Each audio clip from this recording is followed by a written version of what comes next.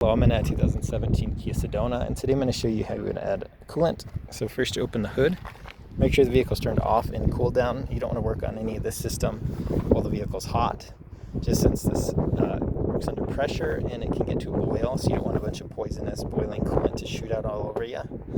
But that said, this cap is the top of your radiator, and then here's the main coolant reservoir you typically add to. And on the side, you'll see a full mark and a low. So you do want some air gaps. You don't want to fill all the way to the top.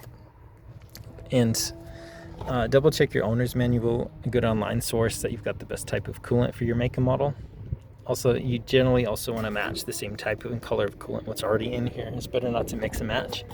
And then also here, if you got really low, you can check here to add more coolant.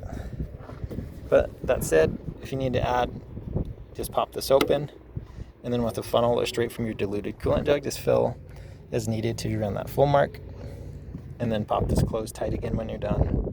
And if you do feel like you need to check the radiator, push down slightly, twist, and then about twice, and that should pop right off, and you'll see coolant right in the middle.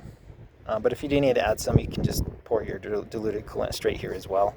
And when you're done, especially with this one, make sure you push and get this back on all the way nice and tight. That way you don't have coolant spraying out while you're driving. Once you've added the new coolant, then I would probably start the motor for a few minutes to circulate the new coolant. And while it does that, I would check all over your engine bay, through your lines, reservoirs, radiator, under the car, to see if you see any coolant leaking.